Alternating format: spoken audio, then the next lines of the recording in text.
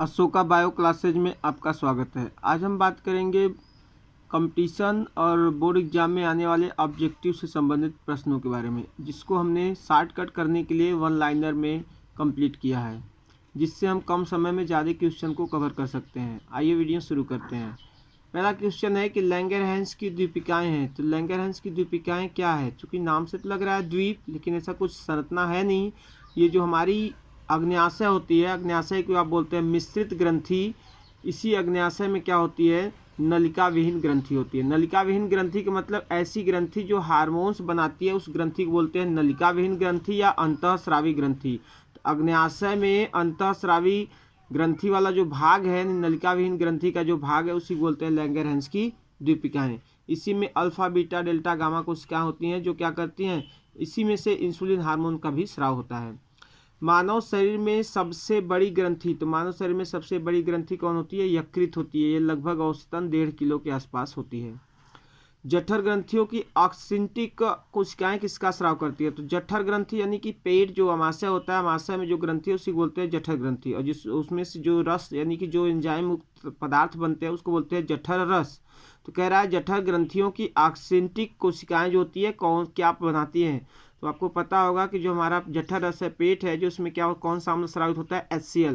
तो HCl को कौन बनाती है? ऑक्सिंटिक कोशिकाएं बनाती है। यही HCl जो होता है भोजन के साथ मिलकर पेट में भोजन को अम्लीय बनाता है। तो भोजन को अम्लीय बनाता है, जिससे अम्लीय माध्यम में भोजन का पाचन होता है। और जीवाणु विषाणु भी, जो जीवाणु वाणु गए होंगे भोजन के साथ, इस अम्लीय माध्यम में मृत भी हो जाते हैं।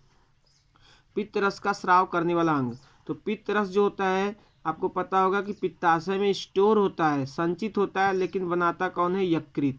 यकृत पित्त रस बनाता है। और एक चीज़ और बता दें कि पित्त रस जो होता है इसमें किसी तरह का एंजाइम नहीं होता, यानी कोई पाचक रस नहीं होता है। इसमें बस जो तरल पदार्थ होता है वो क्षारीय होता है। जो अमाशय में भोजन अम्लीय था, उस अम्लीय माध्यम को ये किस में बदल देता है? क्षारीय माध्यम में। तो पित्त रस का स्राव कौन करता है? अंग यकृत।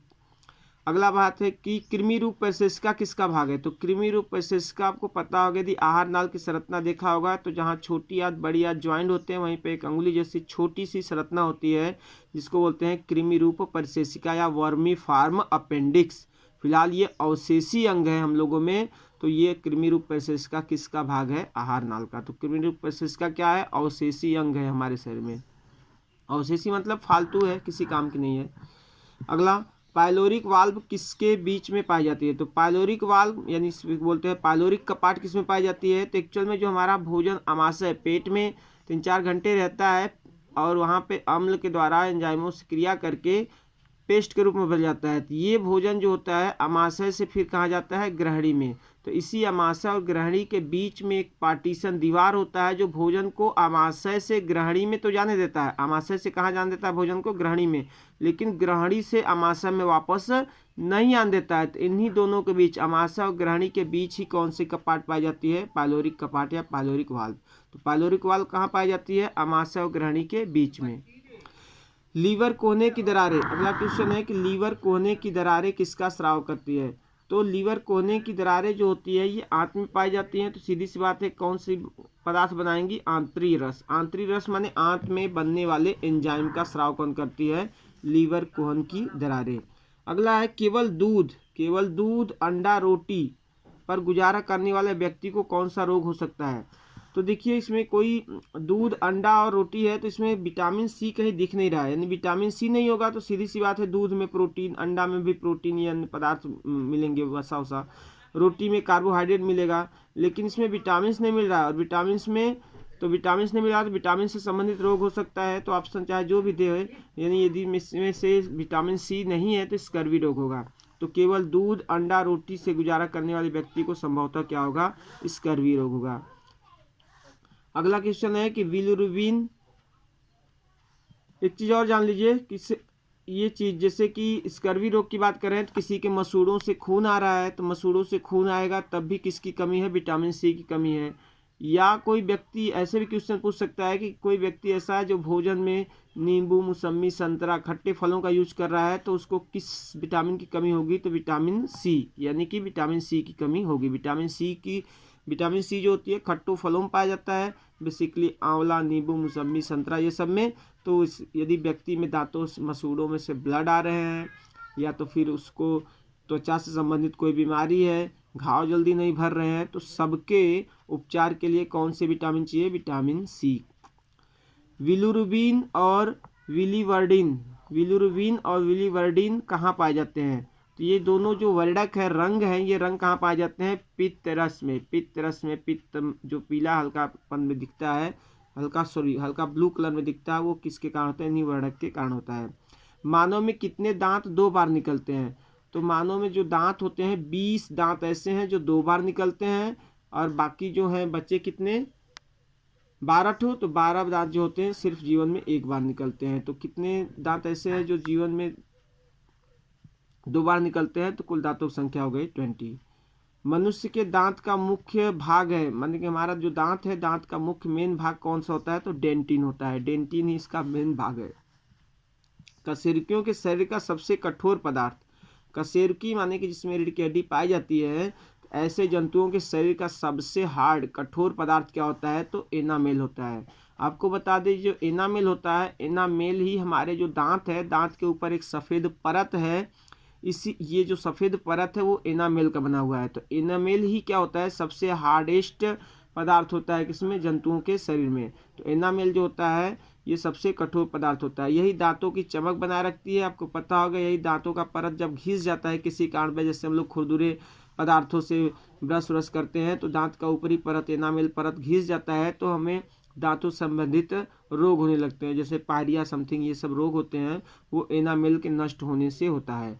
तो अतः क्या करना चाहिए हमें? जैसे ब्रश जो होते हैं, मुलायम ब्रशेज का यूज करना चाहिए, किसी कठोर चीज़ों का यूज ना करके। हमने जैसे कि कुछ लोग होते हैं कि जैसे कि तंबाकू के गुटके मतलब परत होता है और नमक से मसाज करते हैं दांत का, तो ये सब नहीं करना चाहिए। तो एनामेल परत खत्म हो जाएगा तो इस मतलब मसूड़ों में जो दांत होंगे, दांत खराब होने लगेंगे, तो पायरिया रोग होने लगेगा। और आपको एक चीज़ बता दें, तो जो पायरिया रोग दांतों में एक अमीबा पाया जाता है जिसको बोलते हैं एंटमीबा जिंजिविलिस, उसी के कारण क्या होता है? हमें पायरिया रोग होता है। तो ये अमीबा जो होता है दांतों के मसूड़ों में चला जाता है और पायरिया रोग उत्पन्न करता है। इसीलिए देखते होंगे आप किसी व्यक्ति के मुख में बहुत ज़्यादा बदबू आते हैं, तो उसी अमीबा के कारण ही होता है। अगला क्वेश्चन है आपका, दांतों के एनामेल का स्राव करने वाली कोशिका। अभी बात हुई थी कि सबसे एनामेल सबसे कठोर पदार्थ था, और ये कहाँ पाया जाता है? दांत के ऊपरी परत में। तो अब अगला क्वेश्चन है कि दांतों में एनामेल जो होता है वो कौन बनाता है, कौन सी कोशिकाएं? तो एमिलोब्लास्ट। एनामेल कौन बनाता है? एमिलोब्लास्ट बनाते हैं। प्रोटीन का पूर्ण पाचन कहाँ होता है? तो प्रोटीन का पूर्ण पाचन कहाँ होता है? छोटी आंत में। आपको बता दें, प्रोटीन ही नहीं, लगभग सभी भोज्य पदार्थ जो नहीं पचने वाले हैं, सबका पूर्ण पाचन कहाँ होता है? छोटी आंत में। और आपको पता होगा कि प्रोटीन जो पचता है तो पच के किस में बदलता है? अमीनो अम्ल में। प्रोटीन पचता है तो किस में बदलता है? अमीनो अम्ल में। तो प्रोटीन का पाचन कहाँ पे होता है? छोटी आंत में। और प्रोटीन पचता है तो किस में? अमीनो अम्ल में। अगला क्वेश्चन है, दूध में उपस्थित प्रोटीन। जो दूध होता है, दूध में आपको पता है कि प्रोटीन पाया जाता है, तो कौन सा प्रोटीन है? तो दूध में जो प्रोटीन होता है उस प्रोटीन को बोलते हैं केसिन प्रोटीन। कौन सा? Casein protein. यही दूध में जो प्रोटीन होता है केसिन, यही केसिन प्रोटीन बाद में जब जैसे दूध से दही बनता है, तो दही में क्या होता है? जो प्रोटीन बदलता है उसको बोलते हैं पैराकेसिन। तो यही केसिन प्रोटीन किस में बदलता है? पैराकेसिन में। तो उसको आप बोलते हैं दही। आपको पता होगा कि दूध से दही में बदलने के लिए बैक्टीरिया की आवश्यकता होती है। क्यों? क्योंकि वो क्या बनाते हैं? अम्ल का स्राव करते हैं। तो अम्ल का स्राव करते हैं तो अम्ल खट्टा हो जाता है, जिसकी वजह से दूध का केसिन प्रोटीन किस में बदल जाता है? पैरा केसिन में। तो लैक्टोबैसिलस लैटिसी नामक जीवाणु क्या करता है? दूध के प्रोटीन केसिन को किस में बदल रहा है? पैरा केसिन में। यानी दूध को दही में बदलने का काम कौन करता है? लैक्टोबैसिलस लैटिसी नामक बैक्टीरिया जीवाणु। अगला क्वेश्चन है, यदि व्यक्ति के मसूड़ों से रुधिर बहता है तो उससे क्या लेना चाहिए? अभी ऊपर बात हुई थी कि व्यक्ति में मसूड़ों से ब्लड आए, चाहे त्वचा से संबंधित कोई प्रॉब्लम है, या तो घाव जल्दी भर नहीं रहे हैं, तो घाव लगा है लेकिन जल्दी ठीक नहीं हो रहा है, तो उसको कौन सा विटामिन लेना चाहिए? विटामिन सी लेना चाहिए, क्योंकि विटामिन सी क्या करता है? घावों को भरने का काम करता है। कैरोटीन से विटामिन ए का संश्लेषण होता है। कैरोटीन से विटामिन ए का संश्लेषण मतलब पूछ रहा है किस भाग में होता है? तो देखिए, विटामिन ए का संश्लेषण जो होता है यकृत द्वारा होता है, और यकृत में इसका संचय भी होता है। तो विटामिन ए का संश्लेषण, कैरोटीन से विटामिन ए का संश्लेषण किसके द्वारा हुआ है? यकृत के द्वारा। और संचय भी कौन करता है? यकृत ही करता है। पचे हुए भोजन का अवशोषण किससे होता है? तो पचा हुआ भोजन अभी बताए थे, पूरा भोजन कहाँ पच जाता है? छोटी आंत में।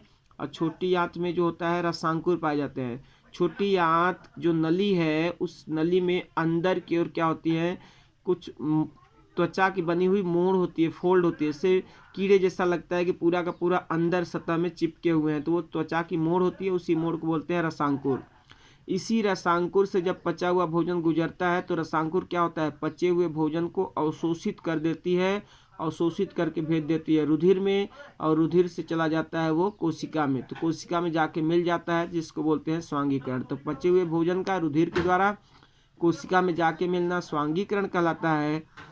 और पचा हुआ भोजन का अवशोषण किस द्वारा होता है? किस भाग द्वारा? तो माइक्रोविली, विली या रसांकुर बोलते हैं, और ये कहाँ पाया जाता है? छोटी आंत में। तो रसांकुर द्वारा होता है, या तो छोटी आंत में कह सकते होता है। पीलिया रोग किस अंग की खराबी के कारण होता है? तो पीलिया रोग जो होता है, इस रोग में इसी को पीत ज्वर भी बोलते हैं, फिलहाल वायरस जनित रोग होता है। तो ये जो पीलिया रोग होता है ये जो होता है पीलिया रोग, तो इस रोग में कौन सा अंग प्रभावित होता है? तो इसमें कौन सा अंग प्रभावित होता है? यकृत जिगर जिसको बोलते हैं, यही अंग प्रभावित होता है। अगला क्वेश्चन है, सभी पाचक एंजाइम होते हैं। तो जितने भी हमारे शरीर के अंदर भोजन पाचन में सहायता करने वाले एंजाइम है, वो कह रहा है कि वो एंजाइम कैसे होते हैं।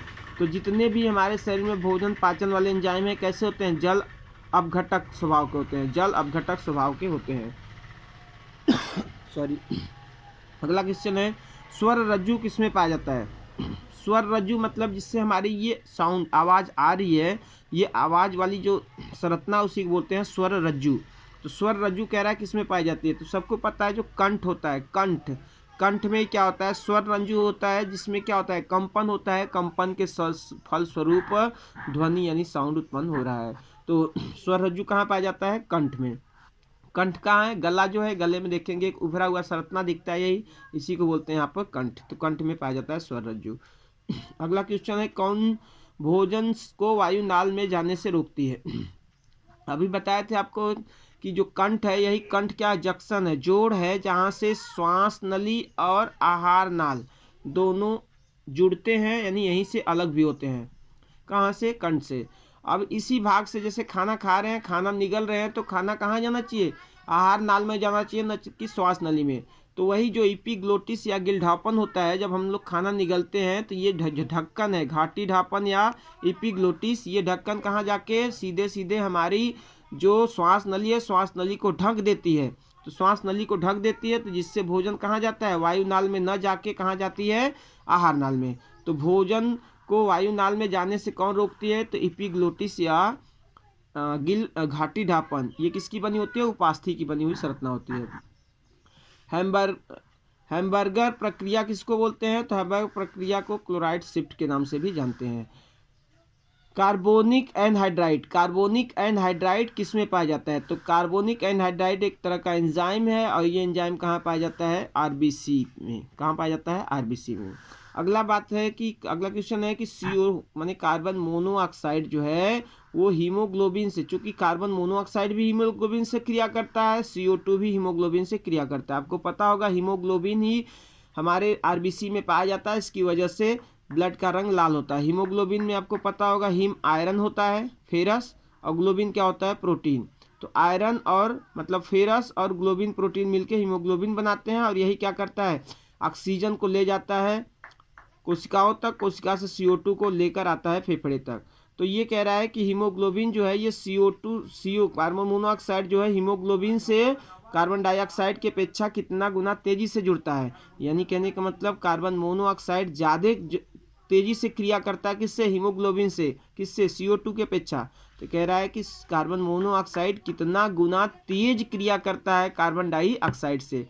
तो कितना गुना? लगभग 250 गुना। इसीलिए आपको पता होगा कि कार्बन मोनोऑक्साइड को आप दम घोटू रोग के गैस के नाम से भी जानते हैं, क्योंकि कार्बन मोनोऑक्साइड, जैसे किसी कमरे में आप पड़े हैं जिसमें बहुत ज़्यादा धुआं है, तो आपको सांस लेने में दिक्कत होती है, और बहुत ज़्यादा मात्रा में हो जाता है तो कार्बन डाइऑक्साइड से कार्बन मोनोऑक्साइड बन जाता है, जिसकी वजह से ये ब्लड के साथ जुड़ जाता है और ब्लड के संचार को बंद कर देता है, जिससे हमारी मृत्यु हो जाती है। तो कार्बन मोनोऑक्साइड जो होता है वो कार्बन डाइऑक्साइड से हीमोग्लोबिन की से कितनी गुना अधिक क्रिया करता है? लगभग 250 गुना अधिक तेजी से क्रिया करता है। ये जो एक तरह से हर तरह के एग्जाम में पूछे जाने वाले क्वेश्चन है बायो से संबंधित, तो इस चीज़ को आप देखिए, ऑब्जेक्टिव से संबंधित है, आपके हर एक तरह के कंपटीशन, बोर्ड एग्जाम कंपटीशन में भी काम आने वाले हैं। तो इस तरह से वीडियो को देखिए, पसंद आए तो लाइक करिए, शेयर करिए, सब्सक्राइब करिए। धन्यवाद।